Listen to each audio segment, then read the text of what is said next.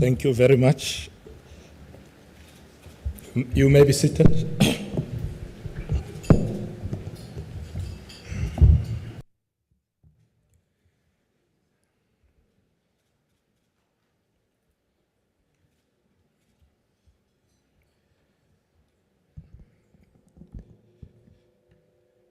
Thank you. Thank you, Program Director Arabile Gumede. Am I right?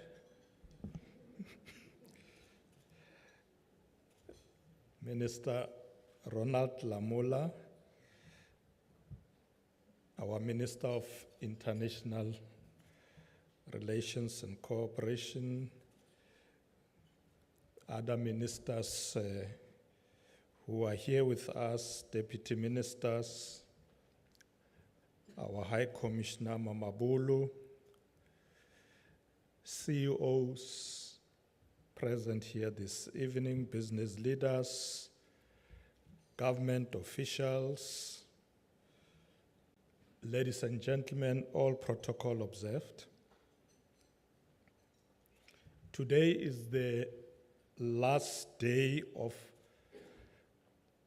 long reflection and celebration of our heritage in South Africa.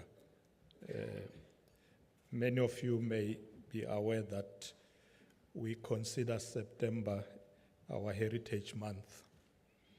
Throughout the month of September, we had an opportunity to appreciate the rich and diverse cultural tapestry that makes up the beautiful nation of South Africa. It is once again an honor to celebrate our heritage outside the boundaries of our country after the celebration of Heritage Day that we had in the Free State, which featured a huge number of indigenous people who showcased their one-of-a-kind, exquisite culture. Our sense of authenticity is not contingent upon our geographical location.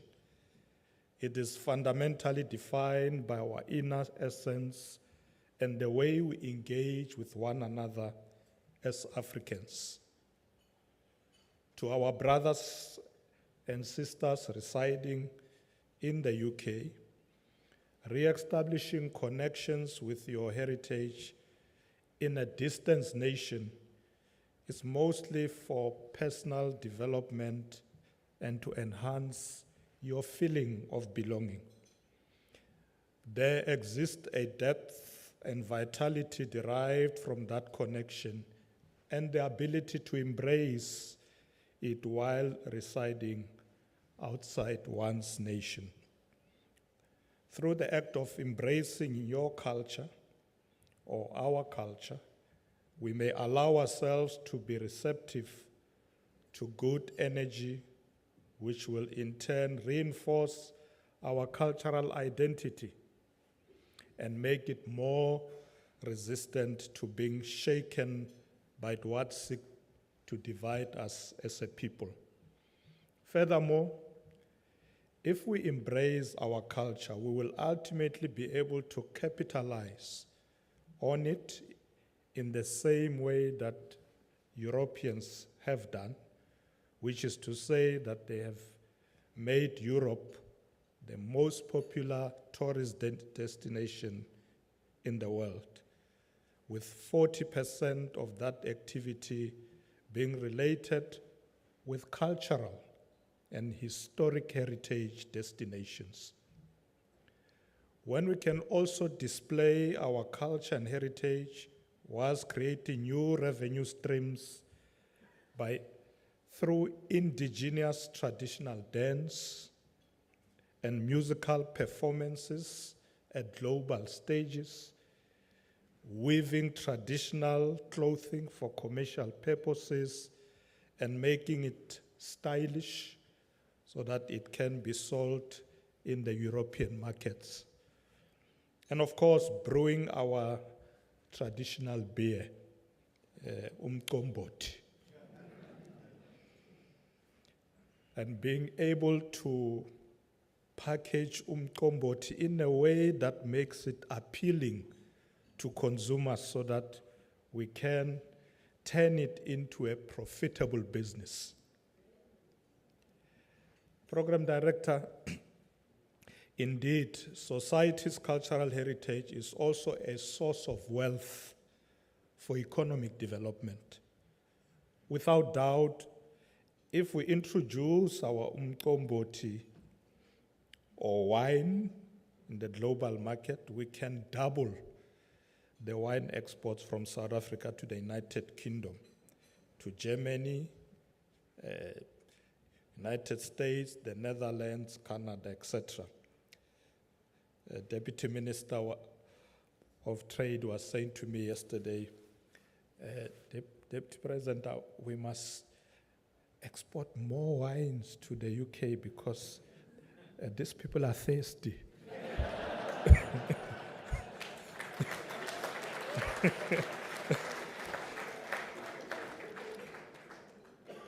So, Deputy Minister, we're going to add umqombothi. When it comes to wine, and particularly the tariff rate quota, the TRQ for wine, the Southern African Custom Union, SACU, and the Mozambican Economic Partnership Agreement, IPA, includes provisions for a 70-30 split between bottled wine and bulk wine throughout the trade relationship. As a South African government, we urge for flexibility to a 50-50 split. In our view, this does not necessitate an amendment of the IPA, but can be a decision of the SACU UK Joint Council. We call on the UK to agree to this change, which is mutually beneficial. And in fact, it will benefit the UK bottling industry. South Africa has requested that the United Kingdom raise the TRQ amounts allowed under the Environmental Protection Agency framework for South African sugar to 171,000 tons and for wine to 150 million liters. The creation of new jobs in South Africa and the advancement of the country will both benefit from this. One other element that has to be worked on in order to construct a robust economy and enhance our economic relations with the United Kingdom is the conventional interchange of commodities and services such as food and clothes. Ladies and gentlemen, the chairperson of Brand SA has already indicated that 2025 is going to be a big year for us in South Africa because we will be hosting the G20. In fact, someone was saying to me that this event is probably going to be bigger than the World Cup that we hosted in 2010.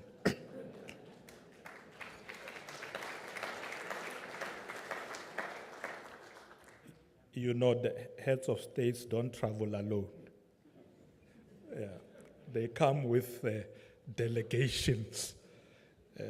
So we were discussing with the president about where do we host this, because, you know, when the heads of state come with their planes and their delegations, where are they going to land? So we're saying Cape Town, Joburg, but we need where there's a big airport so that they are able to land. So it's going to be a big event, and we are excited to host the G20. So much so that we have already started with the preparations. Minister Ronald Lamola is part of the team that is pulling that together so that by the time we take over, this year in November, we are ready because we have to get it right. Ladies and gentlemen, as you run your company and live in this area of the globe, you must show that South Africa is a nation molded by a diverse range of cultures, languages, and traditions, all of which contribute to the vivid mosaic that defines South Africa. The present government of national unity demonstrates that South Africa embraces diversity. We have shown to the world that despite our differences, we can work together for a single goal, to create a stronger South Africa. We have also shown the world that our rainbow country has a thriving democracy. In fact, you have seen we are traveling together here, the GNU. We are here.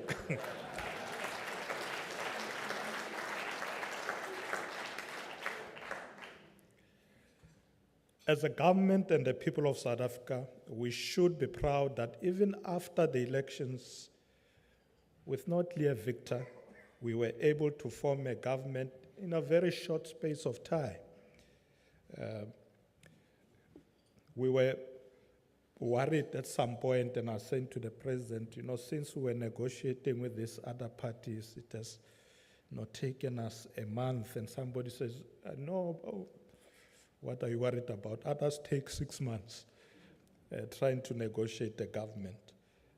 So we did it in a short space of time, had a good, peaceful election, and whenever people ask me, what's happened with the GNU, I said to them, the GNU is at work.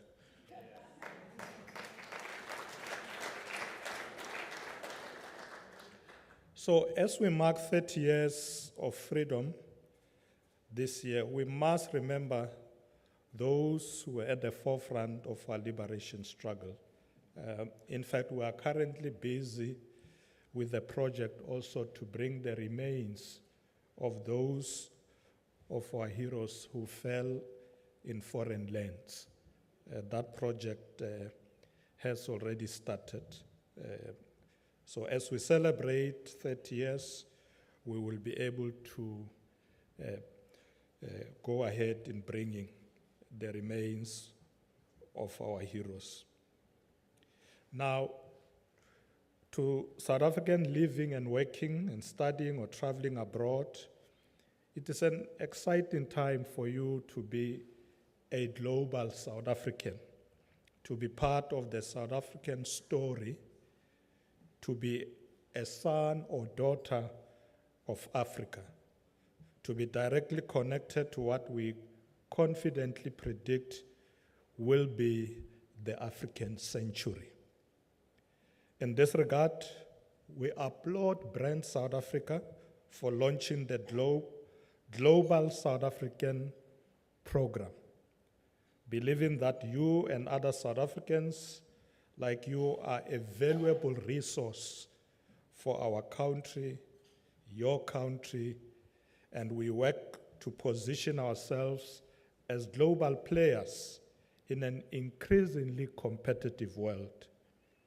As global South Africans, you can demonstrate to the world that South Africans are capable,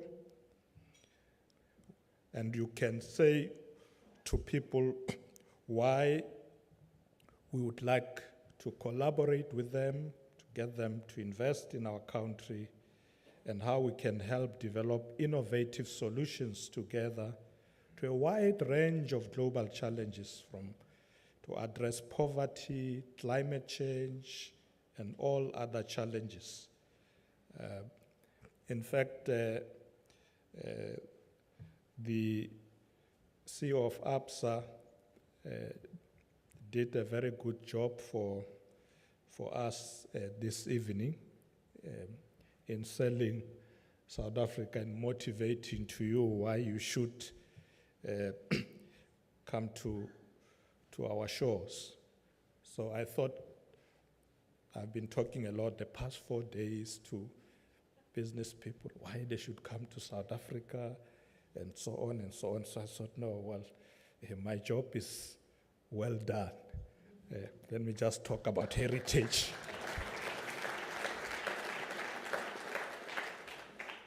Let me conclude, ladies and gentlemen, because I was told that there are people who want to dance tonight.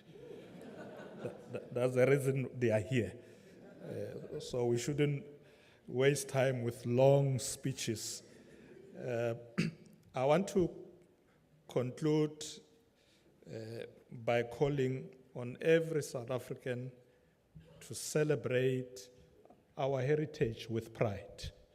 It's very important. We remember the words of our former President Nelson Mandela, who said, and I quote, "There is nothing like returning to a place that remains unchanged to find how you have altered." Close quote. Let us use this last day of our Heritage Month as an opportunity to return to our roots, reconnect with our identity, and acknowledge our journey as a people. But we must embrace the future and be confident that our diverse heritage is a source of our strength, unity, and pride. Let us continue to build a South Africa where our heritage is celebrated and lived every day. The spirit of Ubuntu guides our actions, and we remain committed to the ideals of freedom, democracy, and equality for all. To our friends here in the UK, the business people, South Africa is open for business. We want to see you there. Come and invest, come and enjoy the heritage of South Africa. We will be talking to some of you in the next 2 days, those who we have not been able to meet yet. We will be engaging with you, and we'll be so excited to see you in South Africa. You are all welcome. South Africa is open for business. Thank you very much.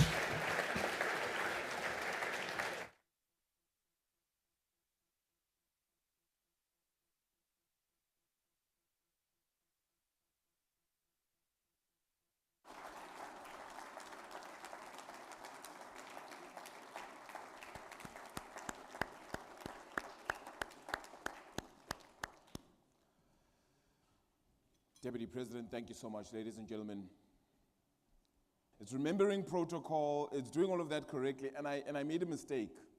And I'd like to do right now and acknowledge somebody who is part of a lot of the partnerships we have as well, between the UK as well then as Africa. Lord Ray Collins, I'd like to say thank you so much for always being there for Africa. Not just South Africa as well, but telling a good news story about our continent. Lord Ray Collins is the UK Minister for Africa, and we appreciate him being here.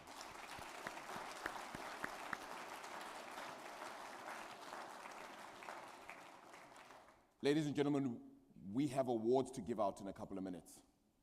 But before we do that, let's eat.